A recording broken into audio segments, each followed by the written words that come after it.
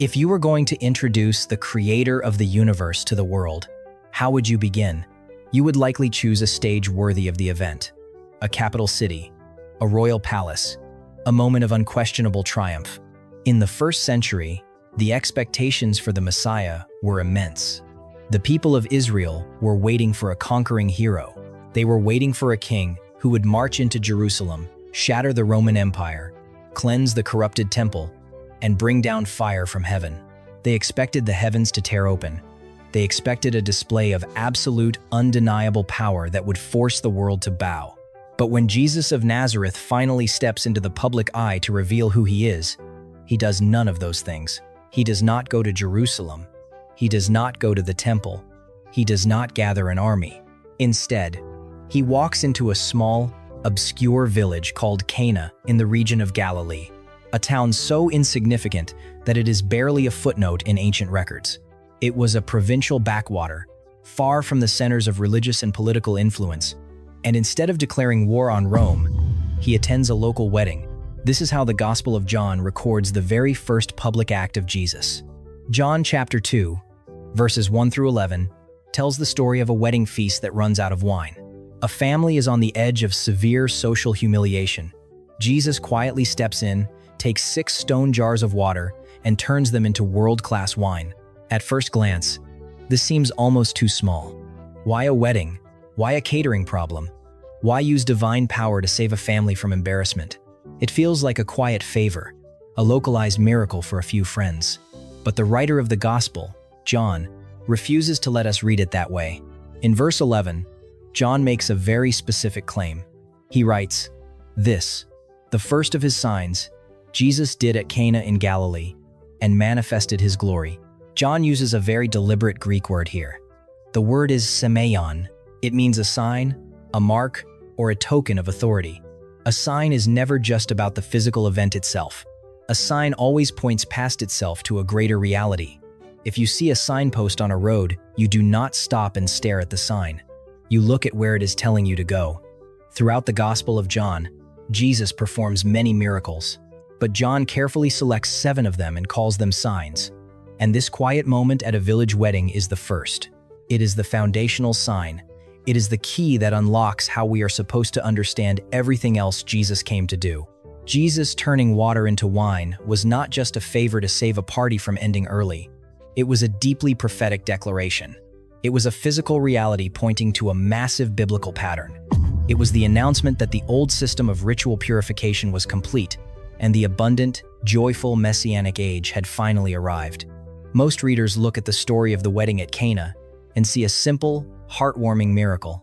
They see water. They see wine. They see Jesus caring for the everyday, practical needs of ordinary people. And that layer of the story is absolutely true. But underneath the surface of this text, John is weaving together ancient prophetic patterns. The timeline, the location, the jars, and the wine itself are all loaded with profound theological weight. Jesus is not just performing a random act of power. He is speaking the language of the prophets, but he is doing it through the physical objects in the room. To understand what is really happening at this wedding, we cannot start with the wine. We have to start with the clock, because John is tracking the timeline of Jesus' early ministry with incredible precision. And when you look at the very first phrase of the story, you realize John is linking this quiet wedding to the beginning of the universe. Most ancient biographies do not care about exact days unless those days mean something. In the opening chapter of his gospel, John does something unusual. He starts a clock. He begins his entire book with the exact same words as the book of Genesis. In the beginning. By doing this, John is telling us that the arrival of Jesus is not just a new chapter in history. It is a new creation. And just like the first creation in Genesis, John begins to carefully track a sequence of days.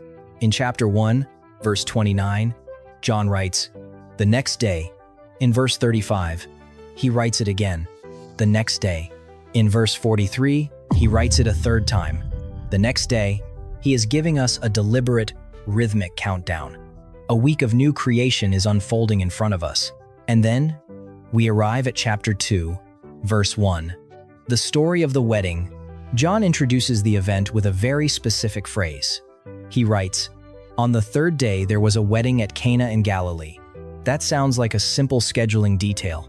It is not. In the biblical imagination, the third day is never just a date on a calendar. It is a theological signal. When a Jewish reader in the first century heard the phrase, "on the third day," their mind would immediately flood with ancient memories. In the book of Genesis, it was on the third day that Abraham looked up and saw the mountain where God would provide a substitute for his son, Isaac. In the book of Exodus, chapter 19, the people of Israel are waiting at the base of Mount Sinai. And the text says, "On the morning of the third day, there were thunders and lightnings and a thick cloud on the mountain." This is a vital connection. At Mount Sinai, God was establishing a covenant with Israel. Many ancient Jewish writers viewed the events at Sinai as a kind of wedding ceremony between God and his people. God was the groom, and Israel was the bride. And when did that foundational, covenant-making moment happen? On the third day. In the book of Hosea, the prophet speaks of a future restoration for Israel, saying, "After 2 days he will revive us. On the third day he will raise us up, that we may live before him." Throughout the Hebrew scriptures, the third day is the day of rescue. It is the day of revelation. It is the day God steps into human history to provide, to save, and to bring life out of dead places. John knows exactly what he is doing. He is setting the stage. By telling us this wedding happens on the third day, he is whispering to the reader, "Pay attention. God is about to reveal his glory again. A new covenant is about to be shown." Of course, for Christian readers, the echo of the third day points to the ultimate climax of the story, the resurrection. John is subtly linking the very beginning of Jesus' public ministry with the very end of it.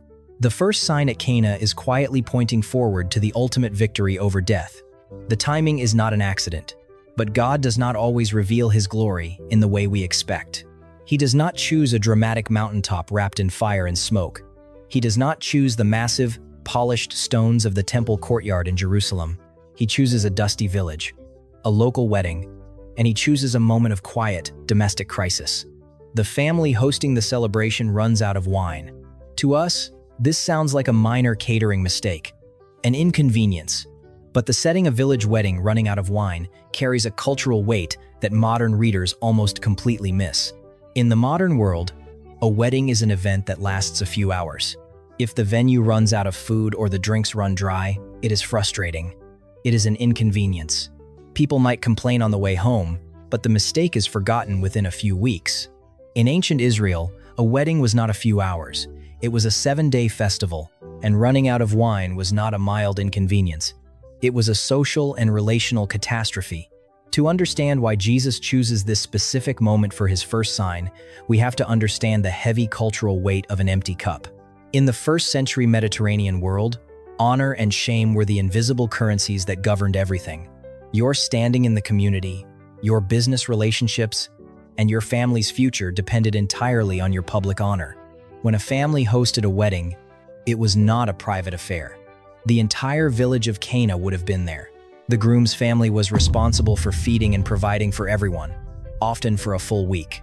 This was a sacred duty of hospitality. They were making a public promise to provide an environment of abundance and joy. In the biblical imagination, wine was not just a beverage. It was the ultimate symbol of God's blessing, harvest, and gladness. Psalm 104 praises God for providing wine to gladden the heart of man. Therefore, to run out of wine was to run out of joy. It was a profound humiliation. It meant the groom's family had failed in their covenant of hospitality. It communicated that they were unable to provide for their own community. The shame of this failure would not be forgotten in a week. It would attach itself to the family name. It would be remembered for a generation.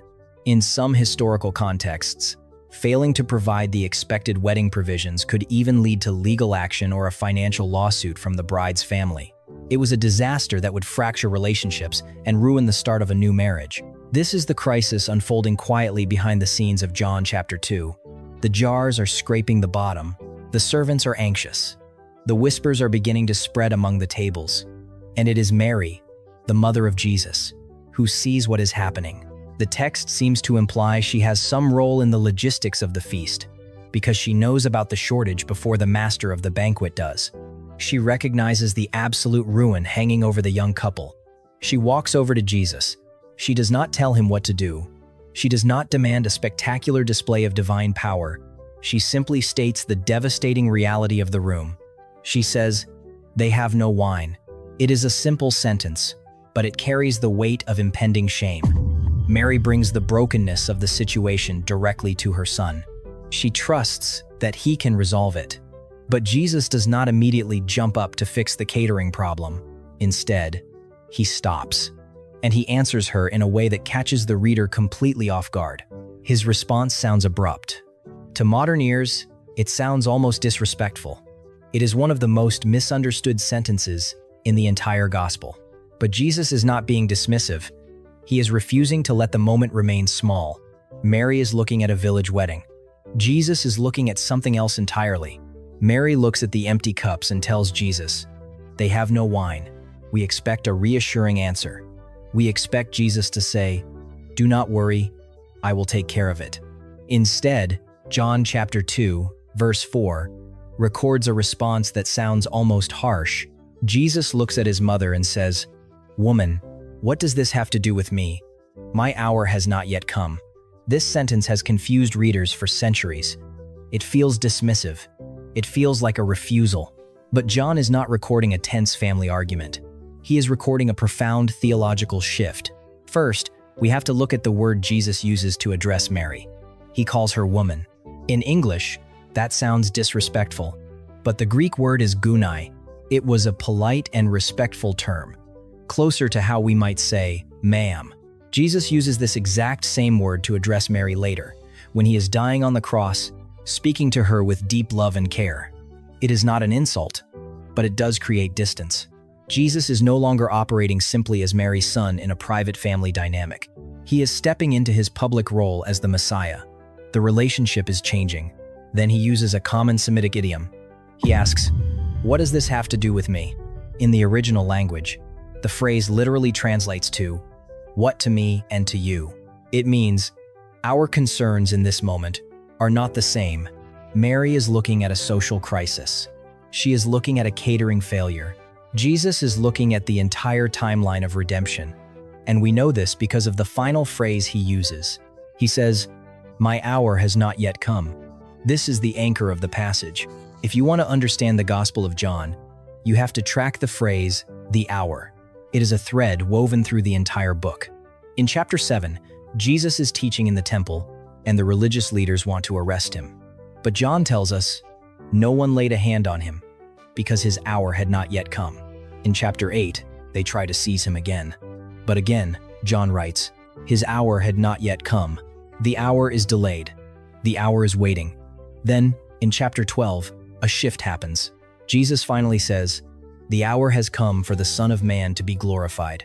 And in chapter 13, as he gathers his disciples for the Last Supper, John writes, Jesus knew that his hour had come to depart out of this world to the Father.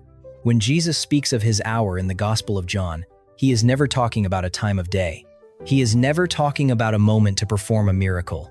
He is talking about the cross. He is talking about the moment of his death, the moment he will be lifted up, the moment his blood will be poured out for the life of the world. When Mary asks for wine at Cana, Jesus sees straight through the physical request to the spiritual reality. In the biblical pattern, the true wine that brings lasting joy to God's people is the blood of the new covenant. Jesus knows that to provide the ultimate wine, it will cost him his life. He is essentially saying to Mary, if I perform this sign, if I reveal my glory now, the countdown begins. This public road leads directly to the cross. Is it time to start? And yet, in a quiet mystery of grace, he chooses to act. His ultimate hour has not yet arrived, but he gives them a shadow of what is to come. Mary seems to understand that he is going to do something. She turns to the servants and says, "Do whatever he tells you." But Jesus does not just snap his fingers. He does not make wine magically appear in the empty pitchers on the tables. Instead, he turns his attention to the back of the room. He points to 6 specific objects sitting against the wall, and the objects he chooses change the meaning of everything that follows. Jesus turns his attention to the back of the room. He does not ask for the empty wine pitchers. He does not ask the servants to bring out new clay pots from the kitchen. Instead, John tells us exactly what Jesus uses. John chapter 2, verse 6. Now there were 6 stone water jars there for the Jewish rites of purification, each holding 20 or 30 gallons. That detail is not just background scenery. It is the theological center of the story. In the ancient Middle East, almost all everyday containers were made of clay. Clay was cheap. Clay was easy to mold. Clay was everywhere. But clay has a specific physical property. It is porous. It absorbs what is placed inside it. According to the purity laws found in the book of Leviticus, if a clay pot came into contact with something ritually impure, the impurity seeped into the clay. The pot could not be washed and restored. It had to be shattered. It had to be entirely destroyed. But stone is different. Stone is dense. Stone does not absorb. Therefore, stone vessels could not become permanently ritually defiled. Because of this, in the 1st century, large stone jars were used for one specific purpose. They held the clean water used for the Jewish rites of purification. This water was not for drinking. It was water set apart. It was the water guests would use to ceremonially wash their hands and their vessels before a meal. It was part of a beautiful, God-given system that reminded the people of Israel that God is holy and that humanity needs cleansing before sitting down to eat in His presence. But the system had a built-in limitation. You wash your hands, but then you go back to work. You touch the dirt again. You contract impurity again. And so, you have to wash again. The system of ritual purification was a continuous, repeating cycle. It dealt with the outside of a person, but it could not permanently transform the inside. The old system was not a mistake. It was a shadow. It was pointing toward a day when God would cleanse His people permanently and from the inside out. And then there is the number of the jars. John makes sure to tell us there are exactly 6 of them. Throughout the biblical text, 7 is the number of completion. It is the number of the Sabbath. It is the number of rest, fulfillment, and divine perfection. 6 is the number of human effort. 6 is the number of incompletion. It is one step short of the finished work. So here, sitting against the wall, are 6 stone jars of purification. They represent the old covenant system of external washing. It was good, it was commanded by God, but it was ultimately incomplete. Jesus looks at the servants and says, "Fill the jars with water." And John adds a vital detail. He writes, "And they filled them up to the brim." That phrase is not an accident. To the brim.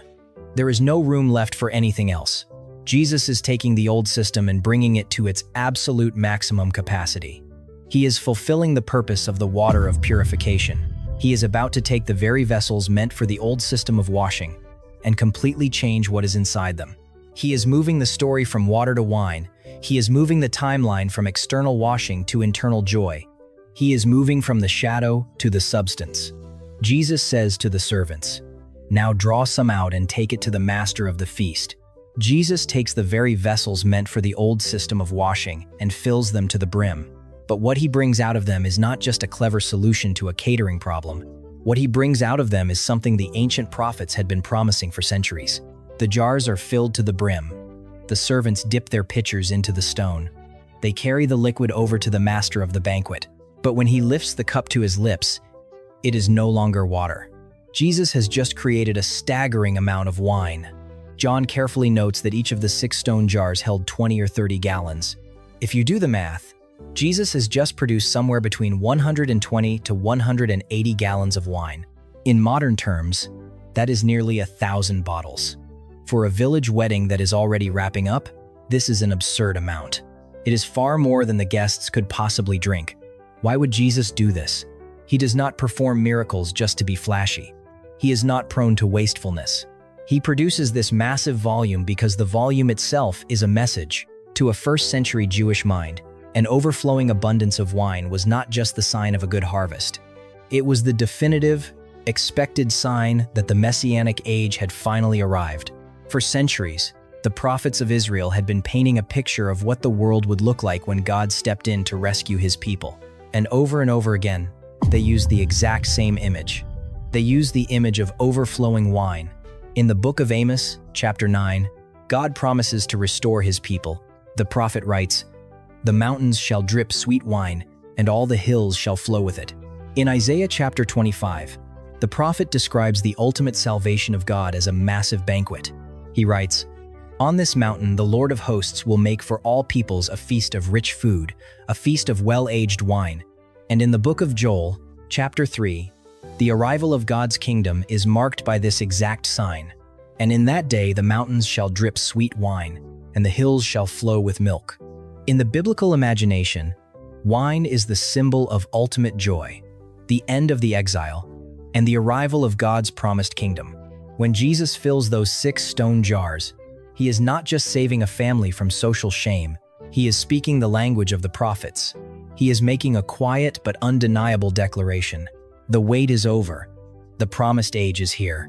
The Messiah is in the room. Pause for a second and see what has emerged. So far, this has not been a random set of details. The story opened with the timeline of a new creation week. Then it moved to the heavy social crisis of an empty cup. Then Jesus bypassed ordinary clay pots and chose the stone vessels of ritual purification. He takes the water of the Old Covenant, a system of constant, external washing, and transforms it into the wine of the New Covenant, a system of internal, overflowing joy. The old system was good, but it was a shadow. The wine is the fulfillment. The physical miracle has happened. The ancient prophecy is literally being poured into their cups. But as the story continues, John focuses our attention on the man in charge of the event. The master of the feast tastes the water that has become wine. He is stunned by the quality. It is the best wine he has ever tasted. He does not know where it came from, but he knows exactly who is supposed to be responsible for it.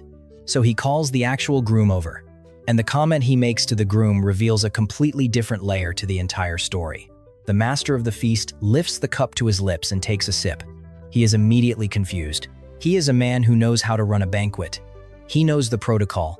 In the first century, there was a standard strategy for a 7-day wedding feast. You serve the best wine on the first day.